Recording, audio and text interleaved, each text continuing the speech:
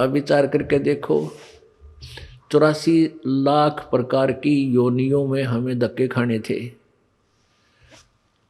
कुत्ते की योनि, कुत्ते के जीवन पर विचार करो पुण्यात्माओं। आज हमें डर नहीं लगता क्योंकि हम बालक हैं, हमें ज्ञान नहीं है।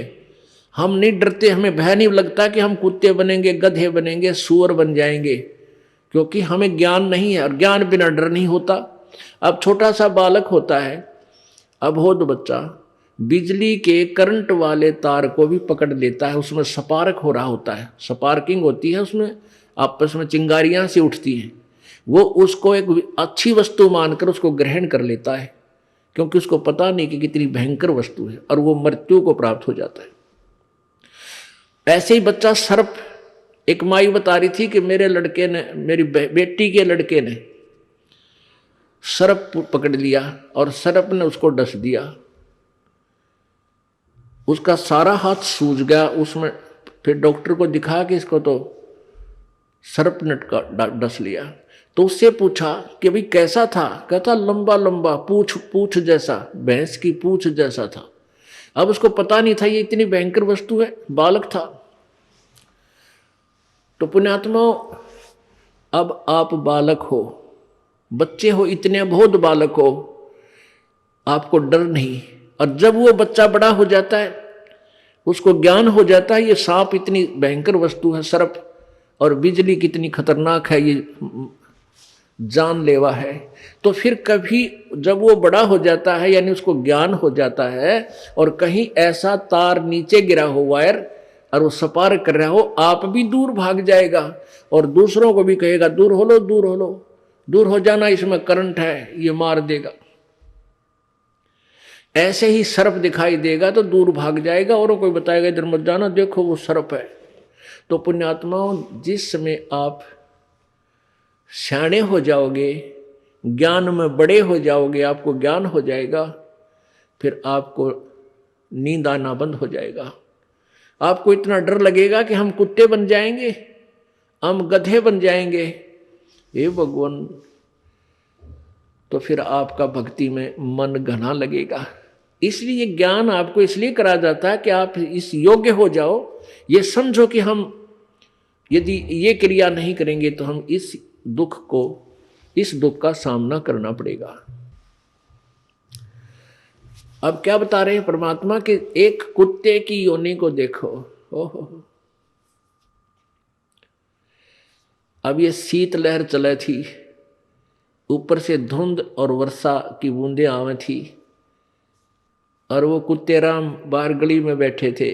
पहले वो कभी मनुष्य थे, और मनुष्य जीवन में ये सुविधाएं प्राप्त होती ही होती हैं, ये नियम है ईश्वर का। ये जो सुविधाएं आपको प्राप्त हैं, इनको आप बहुत कुछ मान बैठे हो, और इन सुविधाओं के उपलब्ध होने से आप भूल जाते हो भगवान को, ये गलती कर जाते हो। और अब आपका यकीन नहीं होता, चाहे कितनी वाणी सुन लो, बहुत देर से वो ये ज्ञान आपको डर लगने लगेगा, बहुत काफ़ी सत्संग सुनने के बाद और भक्ति साथ में प्रवेश हो जाएगी, उससे ये ज्ञान आपका हृदय में डटा रहेगा। फिर आप डरा करोगे, अरे तेरा गजब ये भगवान है, कुत्ते बन के और ये दुख उठाने पड़ते। आज शराब पी करके और थाली का ठोकर मारते हैं, फेंक देते हैं थाली को, बड़ी बड़ाई भोजन से तैयार थाली को फेंक देते हैं, और उसकी पत्नी बैठी बैठी रो रही होती है। 2 घंटे लगा कर रोटी बनाई, पति देव आवेंगे भोजन खावेंगे, और पति देव आया टीटी बन के, खाना धर दिया, पहले दिन में बैठा रहेगा, वह कई खाना खा ले। अब वो सोच है नहीं उसको, क्योंकि तो शराब में टन होया बैठा है। फिर वो ये कहेगी तो मत पिया कर, रोज पी का, अपने शर्म नहीं आती। बस इस बात से वो टीटी फिर चिढ़ जाता, थाली फेंक दे, पत्नी ने भी कूट दे, टीवी भी फोड़ दे, यानी पता नहीं क्या नुकसान कर दे। अरे वो कुत्ता बन गया वो दुष्ट आत्मा। अब कुत्ते की योनि पाके कहाँ बैठा? गली में, और सारी रात भौंके, क्यों? उसमें ऐसी नेचर दे दी भगवान ने।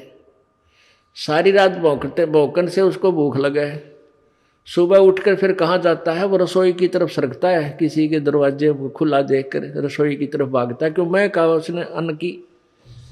अब उस लाट साहब ने कौन जान देगा, रसोई में कोई मारे लठ टांग के ऊपर लाग गया। आध घंटे तक रोए, बाहर गली में खड़ा होगा ट्या ट्या, और फिर दूसरे घर में सरके धीरे धीरे, हो सकता है उसके भाग में वह लठ मिला या टूक मिला। यदि वहां भी लठ मिल गया तो फिर कहाँ जाएगा, गांव से बाहर जाता है। क्या खाता है, वहां टट्टी खा कर आता है, वो जो थाली का लात मारा करता है वो दुष्ट आत्मा। तो अब ज्ञान बिना हमें ऐसा लगता है कि शायद हम कुत्ते गधे नहीं बनेंगे, हमारी न्योय मौज रहेगी। परमात्मा कहते हैं तू जाने तेरी ऐसे निभाएगी, ये तो हरदम लेखा वरना रे।